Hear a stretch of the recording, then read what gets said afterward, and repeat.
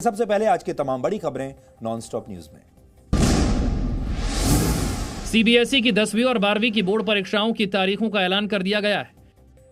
12वीं की बोर्ड परीक्षाएं 4 मई से 11 जून तक होंगी, जबकि 10वीं की बोर्ड परीक्षाएं 4 मई से 7 जून तक होंगी। 12वीं की परीक्षाएं 2 शिफ्ट में होंगी।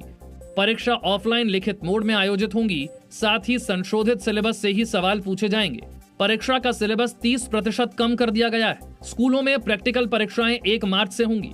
अगर कोरोना की वजह से स्कूल नहीं खुल पाए तो प्रैक्टिकल परीक्षाएं बाद में होंगी। परीक्षा के दौरान फेस मास्क पहनना अनिवार्य होगा। परीक्षा केंद्रों पर सोशल डिस्टेंसिंग जरूरी होगी।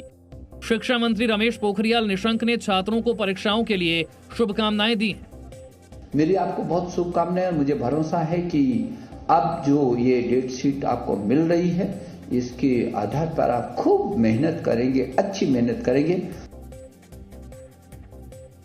किसानों के मुद्दे पर हंगामे के बाद लोकसभा की कार्रवाई कल शाम 4 बजे तक के लिए स्थगित कर दी गई। आज लोकसभा में राष्ट्रपति के अभिभाषण पर चर्चा के दौरान विपक्ष ने लगातार हंगामा किया, जिसकी वजह से कार्रवाई 2 बार स्थगित करनी पड़ी।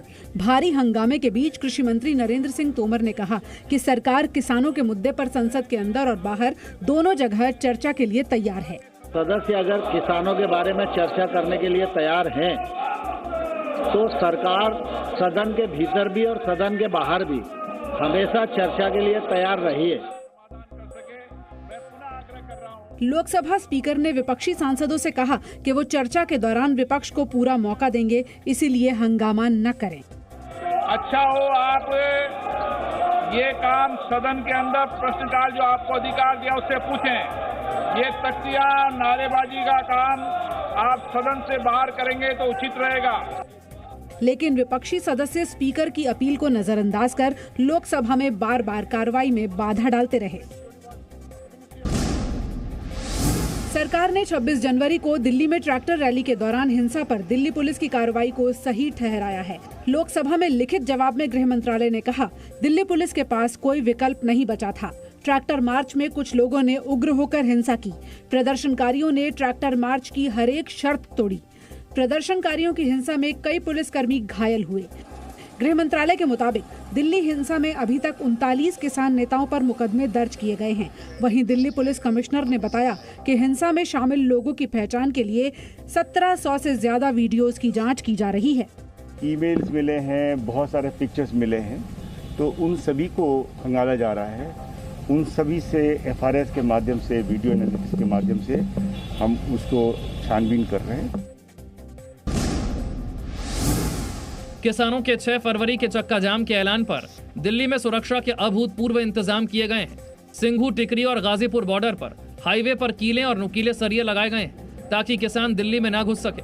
3 लेयर की बैरिकेडिंग की गई। सीमेंटेड वॉल के ऊपर कंटीले तार भी लगाए गए। कुछ जगह सड़कें खोदकर एंट्री पॉइंट बंद कर दिए गए। किसानों ने इसे डराने की कार्रवाई बताया, जिस पर दिल्ली पुलिस ने जवाब दिया।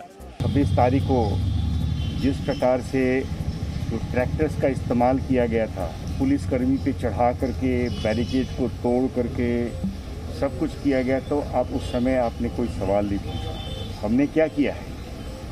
हमने उस बैरिकेड को मजबूत किया। किसान संगठन 6 फरवरी को देश भर में 3 घंटे दोपहर 12 से 3 बजे तक चक्का जाम करेंगे। दिल्ली बॉर्डर पर सुरक्षा इंतजामों की बड़ी वजह इस वक्त संसद सत्र चलना भी है। गाजीपुर बॉर्डर पर जारी किसान आंदोलन में आज शिवसेना नेता संजय राउत भी शामिल हुए। उनके साथ पार्टी के सांसद अरविंद सावंत भी मौजूद थे। दोनों ने भारतीय किसान यूनियन के नेता राकेश टिकैत से मुलाकात की। उन्होंने कहा कि पूरी शिवसेना राकेश टिकैत के साथ है। टिकैत साहब को जो एक संदेश देना था उद्धव जी का, वो हमने दिया है। सरकार ने बात करनी चाहिए और बात में राजनीति नहीं आनी चाहिए कि अहंकार से राजनीति नहीं चलती और देश भी नहीं चलता। भारतीय किसान यूनियन के नेता राकेश टिकैत ने कहा कि किसान आंदोलन अक्टूबर-नवंबर तक चलेगा और वो किसानों की आजादी की लड़ाई लड़ रहे हैं। ये आंदोलन अक्टूबर और नवंबर तक चलेगा। तैयारी हमें अक्टूबर और नवंबर तक की करनी है। ये वैचारिक क्रांति है, किसान की आजादी की लड़ाई है। इस लड़ाई को युवा ही लड़ेगा, वो जमीन नहीं बेचेगा अपनी। बीजेपी का कहना है कि विपक्ष किसानों के नाम पर राजनीति कर रहा है। किसानों के लिए जिस तरह से एक भ्रामक प्रचार किया जा रहा है, यहाँ पर भी जैसा सदन विपक्ष है, विपक्ष भी इस समय राजनीतिक रोटियां सेकना चाह रहा है। दिल्ली में 26 जनवरी की हिंसा के आरोपियों को कांग्रेस और पंजाब की अमरिंदर सिंह सरकार कानूनी मदद देगी। अमरिंदर सिंह सरकार ने इसके लिए वकीलों की टीम बनाई है। लीगल टीम आरोपियों को मुफ्त कानूनी मदद देगी। मदद का खर्च कांग्रेस और पंजाब सरकार उठाएगी। पंजाब सरकार ने हेल्पलाइन नंबर भी जारी किया है। कैप्टन साहब ने कहा कि ये ਕੱਲੇ पंजाब ਦੇ ਨਹੀਂ, ਬਾਕੀ ਵੀ ਜਿਹੜੀ ਸਟੇਟਸ ਦੇ ਉੱਥੇ ਕਿਸਾਨ ਬੰਦ ਨੇ ਉਹਨਾਂ ਦੇ ਸਾਰੇ ਸੀ फ्री ऑफ कॉस्ट, कोई ਉਹਨਾਂ ਕੋਲ पैसा नहीं लिया जाएगा। दिल्ली हिंसा में अब तक 44 FIR हुई हैं और 122 लोग गिरफ्तार किए गए हैं। बीजेपी ने कहा कि कानूनी मदद से साफ है कि कांग्रेस का हाथ दंगाइयों के साथ है। कांग्रेस की सरकारों ने उकसाने का काम किया, उनको लाल किले की तरफ भेजने का काम किया और अब कैप्टन अमरिंदर सिंह कह रहे हैं कि वो लीगल एड देंगे। क्या दिखाना चाहते हैं, देश में क्या संदेश देना चाहते हैं?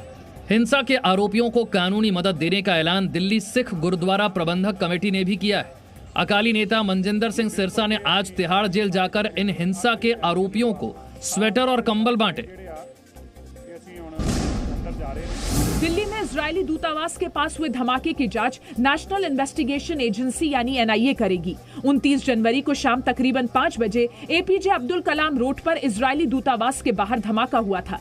सूत्रों के मुताबिक इस मामले में पुलिस ने कुछ ईरानी नागरिक और कैब ड्राइवर से पूछताछ की है। दिल्ली पुलिस की स्पेशल सेल इस बात की जांच कर रही है कि 3 बजे से शाम 6 बजे तक वहां से कितने लोग गुजरे थे। इसकी जानकारी जुटाने के लिए इंटरनेट प्रोटोकॉल डिटेल रिकॉर्ड यानी IDPR का सहारा लिया जा रहा है। पुलिस उन होटलों के CCTV फुटेज की भी जांच कर रही है जहां ईरान से आए लोग ठहरे हैं।